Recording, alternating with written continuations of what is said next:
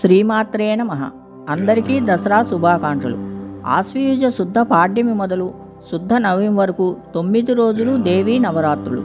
జగన్మాతను శరత్కాలములో 9 రోజులు పూజించడం వలన శరన్నవరాత్రులని పిలుస్తారు.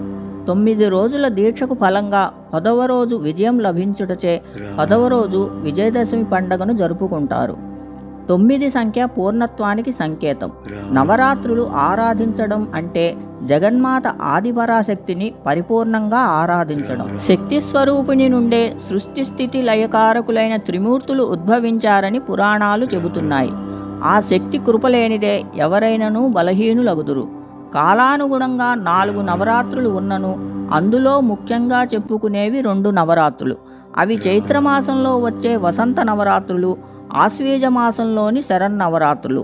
వాతావరణంలోని మార్పుల ప్రభావం వలన కలిగే దుర్గమమైన కాలం గనుక దుర్గాదేవిని ఆరాధించడం వలన దుర్గమములు తొలగి విజయం చేకూరాలన్న శక్తి ఆరాధనకు ప్రాధాన్యతను ఇచ్చే పండుగ. నవరాత్రుల్లో కొందరి మొదటి 3 రోజులు మనలోని దుర్గతలను దుష్టతలను నాశనం చేసే ఆధ్యాత్మిక శక్తిగా పార్వతీదేవి లేదా దుర్గగాను, తరువాతి 3 రోజులు సౌభాగ్య సంపదలకు మహాలక్ష్మిగాను, ఆ తరువాతి 3 రోజులు చదువుల తల్లి సరస్వతిగాను, విద్యలో విజయం పొందడానికి విద్యార్థులు తమ పుస్తకాలను పూజిస్తారు. నవరాత్రుల్లో స్థల సంప్రదాయాలని అనుసరించి అమ్మవారిని రోజుకో రూపంతో అలంకరిస్తూ ఆ రోజు ఆ నామంతో ఆరాధిస్తారు.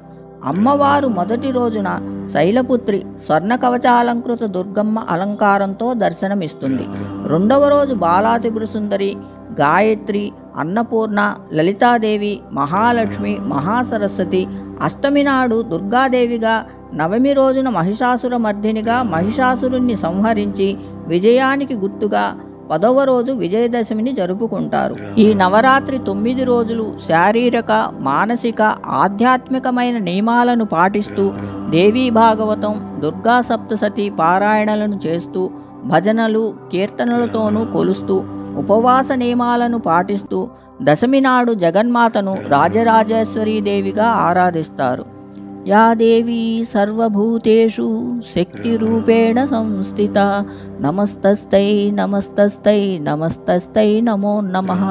యా దేవీ సర్వభూతేషు శక్తిరూపేణ సంస్థిత నమస్తస్తై నమస్తస్తై నమస్తస్తై నమో నమః. జై శ్రీరామ్.